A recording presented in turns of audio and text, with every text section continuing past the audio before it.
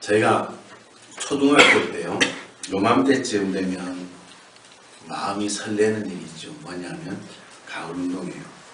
그래서 제가 이걸 생각을 하면서 가만히 생각해 보니까, 만약에 제가 초등학교 때 같았으면 엊그저께가 가을 운동의 날이었어요. 가을 운동이 마치고 나면 추석을 셀 수 있도록. 이 가을 되면요, 이 운동회를 하면 동네 잔치였습니다. 저희 동네도 그렇게 큰 동네는 아니었는데요, 학부모이든지 아니든지 다 초등학교 운동장에 나와서 같이 운동회를 즐겼습니다. 그래서 연세 드신 분들도 오셔서 상품도 다 가시는 그런 행사도 있었고요. 하여튼 여러 가지 재밌는 일이 있었습니다. 그 시절에는 이 운동회만 해도 참 즐거웠다 생각을 합니다. 근데 요즘은요, 이 운동회가 아니라도 막 그런 스포츠 경기들이 많죠. 우리나라 프로야구만 해도 한 해에 130 몇 개의 경기가 있다 그러죠. 또 겨울 되면 농구, 대잔치, 백구의 대전 해가지고 사시사철 스포츠가 계속 되어집니다. 또 우리나라 선수들도 참 세계의 두각을 많이 나타내죠. 제가 어릴 적에 축구 경기를 보면요, 국제 경기를 보면 그 앵커들이 많이 했던 내용 중에 하나가 뭐냐면, 이제 우리나라가 후반전이 되었습니다. 조심해야죠. 그런 얘기를 많이 하죠. 이 말은 뭐예요? 체력이 약하니까요.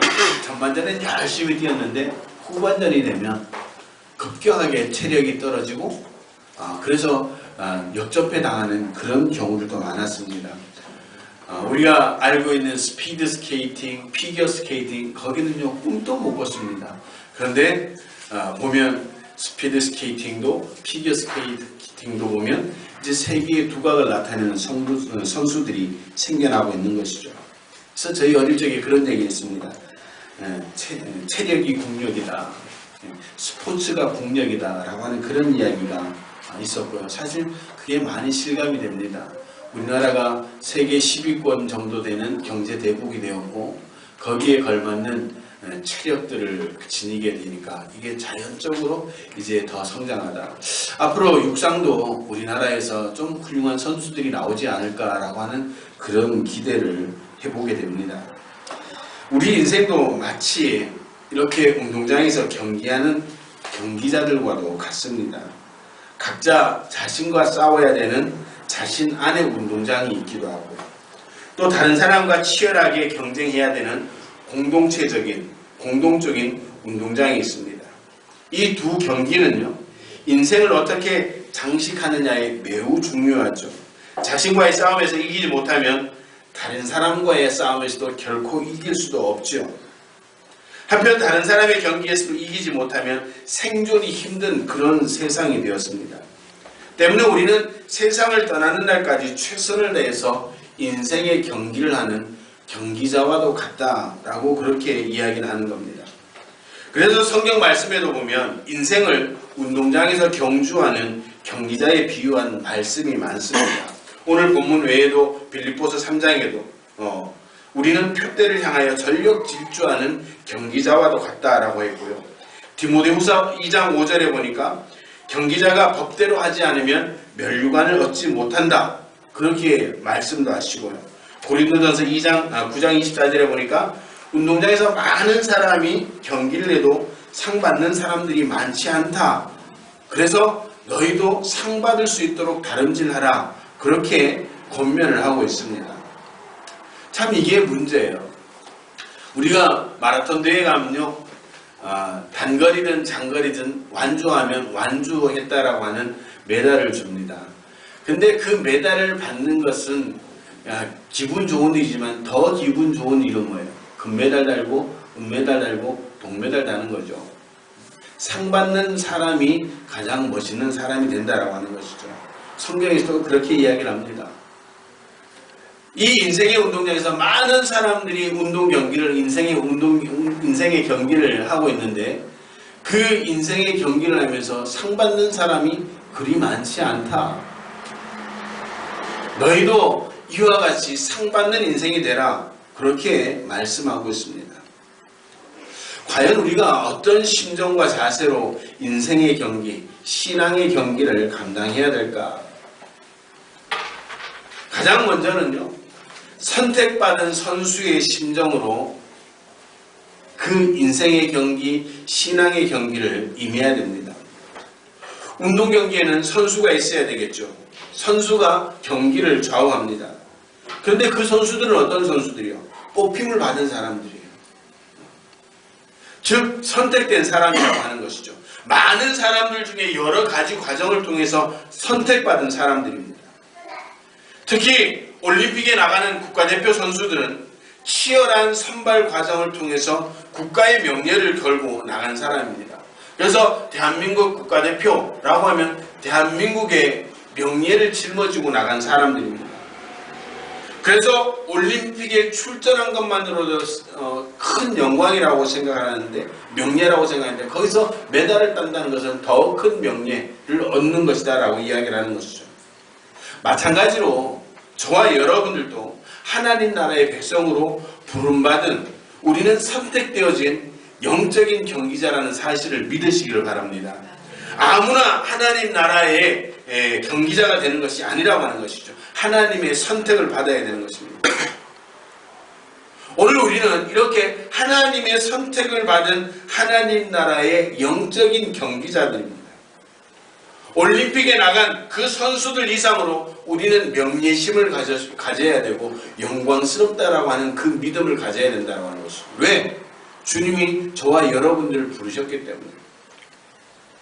백용기 목사를 부르셨고 우리 성도님들 한 분 한 분을 하나님께서 지명하여 부르셨다. 그래서 이사야서에는 뭐라고 그래요? 지명하여 불렀나니 너는 내 것이라. 오늘 저와 여러분들은 그렇게 하나님의 부름을 받은 영적인 경기자이기 때문에 우리는 명예심을 가지고 있어야 되고 자긍심을 가지고 있어야 되고 우리가 영광스러운 마음들을 지녀야 되는 것입니다. 때문에 우리가 하나님 나라의 경주자가 된 것을 귀하고 영광스럽게 생각하고 오늘 우리에게 주어진 이 영적인 경기에 최선을 다할 수가 있어야 된다는 것입니다. 왜? 사실 저 자신만을 보더라도 제가 하나님의 부름을 받아서 하나님께서 맡겨주신 그 영적인 경기를 감당할 수 없는 존재라는 사실을 저는 알거든요. 저도 성격이 모나고 삐뚤어지고 그렇다고 자랑할 만한 것이 그리 많지 않은 인생임에도 불구하고 하나님은 저를 부르시고 영적인 경기장에 하나님 나라의 대표 선수로 불러주셨다. 정말 이것이 감사하다라고 하는 생각들을 늘 하게 된다라고 하는 것이죠.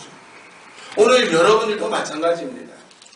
여러분들은 어떻게 여러분들의 삶의 자리로 돌아가면 뭔가 하나 내어놓을 만한 자랑할 만한 것이 있습니까? 다른 사람들보다 뭔가 탁월하고 뛰어난 것이 있습니까? 있다면 더 탁월하게 만드시기 바랍니다.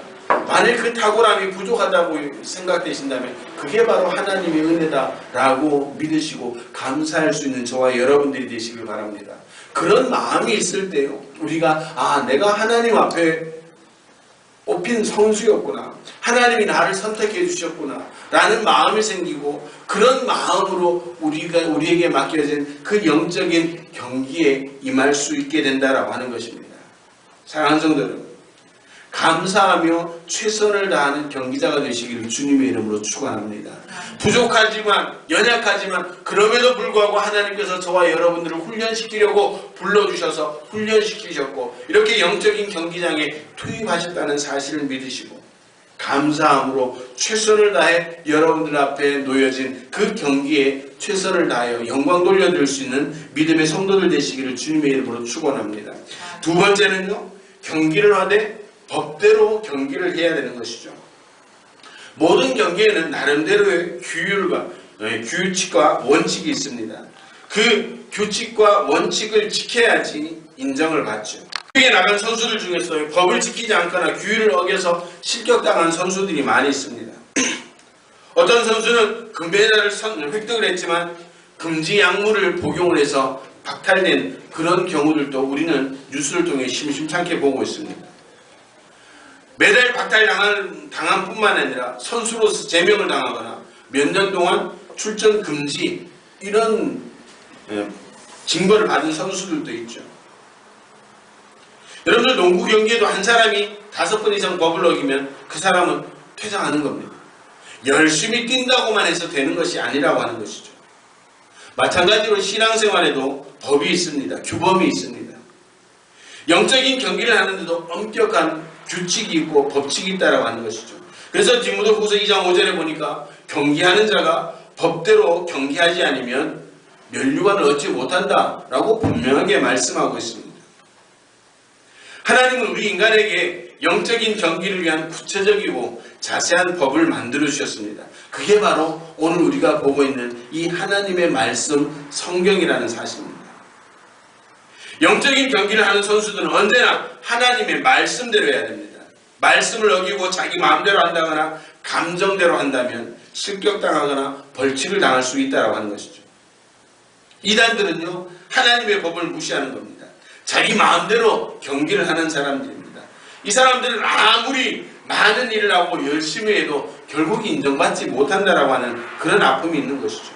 오히려 엄한 심판을 받게 되는 겁니다. 여러분들이 사입이나 이단을 보셔서 알죠? 저는 그분들 가끔씩 그런 생각, 그분들 열심은 본받아야 될 필요가 있다고 생각합니다. 열정은 본받아야 될 필요가 있다고 생각합니다. 그런데 그렇게 열심히 열정 있게 한다고 해서 그 사람들이 영생을 얻는 게 아니라고 하는 것이죠. 하나님 말씀 안에서, 하나님이 주신 규칙 안에서 우리가 그 규칙대로, 그 법칙대로 우리가 영적인 경기, 신앙생활을 할 때 우리에겐 영생이 선물로 주어지고 우리에게 영적인 금메달이 주어진다는 사실을 기억하시길 바랍니다. 가끔씩은 반칙하고 싶을 때도 있죠. 밤늦게요. 보통 새벽 예배를 마치고, 요즘은 새벽 기도를 마치고 새벽 기도를 할 때 차를 끌고 다니는데요. 이제 마치고 이렇게 집으로 오면 이 운동장, 국민운동장 사거리에서 좌회전해서 집으로 올라옵니다. 그 시간 되면요, 차들도 별로 없어요. 가끔씩 제가 좌회전을 기다리고 있으면요, 제 뒤에 오던 차들은 저를 추월해가지고 신호와 상관없이 좌회전해서 올라갑니다. 가끔씩은 그렇게 반칙하고 싶어요. 아, 나도 올라갈까? 근데 하나님은요, 그런 반칙을 원하지 않는다는 겁니다. 늦더라도 정정당당하게 하나님의 말씀대로, 하나님께서 주신 법칙대로 우리가 신앙생활을 감당할 때 우리가 영생을 얻고 하나님께로부터 상급을 받을 수 있다는 사실을 기억하시길 바랍니다. 때로는 이 방법이 조금만 반칙하면 하나님을 향해서 더 빨리 달려나갈 수 있다고 하는 유혹이 있을 수도 있을 겁니다. 요 정도 반칙은 하나님도 한 번쯤은 눈 감아주실 수 있을 것이라고 생각합니다. 근데 요 정도 반칙이 여러분들의 인생을, 여러분들의 영생의 삶을 멀어지게 할 수 있다는 말 위에 아주 간절한 속삭임이라는 사실을 기억하시길 바랍니다. 하나님의 법칙대로, 하나님께서 주신 규칙대로, 그 말씀대로 우리의 인생의 경주를, 신앙의 경주를 감당하여서 하나님께 영생의 선물을 받으시고 상급 받으시는 그런 신앙의 경기자들 되시길 주님의 이름으로 축원합니다. 세 번째는요, 경기자는 끝까지 인내하고 최선을 다해야 됩니다. 운동선수는 인내심이 있어야 됩니다. 경주하는 사람에게 인내란 생명과 같이 중요하죠.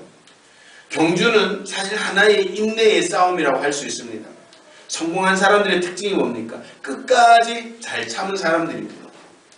특히 운동선수는요, 인내하지 못하면 성공할 수가 없습니다. 더운 여름도 추운 겨울도 고통도 즐거움도 끝까지 참고 인내하고 인내해야만 승리의 면류관을 거머쥘 수가 있는 겁니다. 20대 그 올림픽 경기에 나가는 선수들 보면 대체적으로 20대의 젊은이들입니다. 여러분들도 20대를 지나와서 알겠지만 그 20대에 얼마나 놀고 싶습니까? 다른 친구들과 술도 한잔 마셔보고 싶을 것이고, 어디 나이트라 그러면 아저씨라 그러는데 요즘 어디라 그래요? 그런데 이름도 잊어버렸네. 그런데 가고 싶은 마음도 얼마나 있겠습니까? 그런데 다른 친구들은 그렇게 즐기고 하는 그 순간에도 뼈를 깎는 것과 같은 자기와의 싸움, 인고의 삶을 통해서 결국 세계 정상에 오를 수 있는 것입니다. 올림픽의 꽃이라고 하는 마라톤은 정말 인내하지 못하면 승리하지 못하는 경기입니다. 자그마치 42.195 우리나라 거리를 치면 105리가 넘는 거리인데요. 이 거리를 2시간대에 걸쳐 완주하는 것, 요즘은 1시간대라고 그러죠. 목이 타고 가슴이 터질 것 같고 다리가 아프고 그 고난이 얼마나 많겠습니까? 제가 요즘 이틀에 한 번씩 자전거를 타고 강정부를 다니는데요. 그래도 갈 때는 좀 여유 있게 갑니다. 올 때는요, 집사람은 가끔씩 보면 그 얘기하는데 올 때마다 한 절반쯤 지나고 나면요, 내 다시는 자전거 안 탈 거야. 내가 뭐 하려고 이 짓을 하고 있냐. 얼마나 막 혼자 궁시렁궁시렁거리는지 몰라요. 그런데도 그걸 참고 어쨌든 견디고 집에 오면요, 성취감이 있어요. 저는 요즘 이틀에 한 번씩 재밌는 게 뭐냐면 그렇게 타고 와서요, 샤워를 한번 싹 하고 나와가지고 저울 위에 올라가는 거예요. 저울 위에 올라가면요, 너무너무 좋아요. 살이 막 때로는 1kg씩 몇백 g씩 빠지는 거군요. 좀 빠져 보이지 않아요, 좀? 와, 감사해요. 그게 재밌는 거예요. 참 인내하는 결과가 있다라고 하는 것이죠. 신앙도 마찬가지입니다. 참지 못하면요, 결과가 좋지 못하다라고 하는 것이죠. 그런 얘기를 하죠. 10번 잘해도 한 번 못하면 그 10번이 한 번에 다 묻힌다는 거. 부부관계에서 더욱더 그렇습니다. 10번 잘해도요, 한 번 못하면요, 그 한 번 못한 게요, 10번을 퉁쳐버리는 거예요. 신앙도 마찬가지입니다. 끝까지 참는 자가 승리하는 자입니다. 끝까지 참고 견딜 때, 탈락하지 않을 때 우리에게 소망이 있는 겁니다. 신앙 경기는요, 하나님 나라 갈 때까지 해야 하는 겁니다. 천국에 도착할 때까지 우리가 해야 되는 거예요. 그것을 우리는 성화라고 이야기를 하죠. 날마다 조금씩 거룩해져가는 삶을 살아야 되는 거예요. 그런데 한번 구원받은 것으로 이젠 끝이다, 성화의 삶을 살지 않고 그냥 내 마음대로 살아가는 것은요, 그것은 탈락하는 인생이 될 수밖에 없다는 사실을 기억하시길 바랍니다.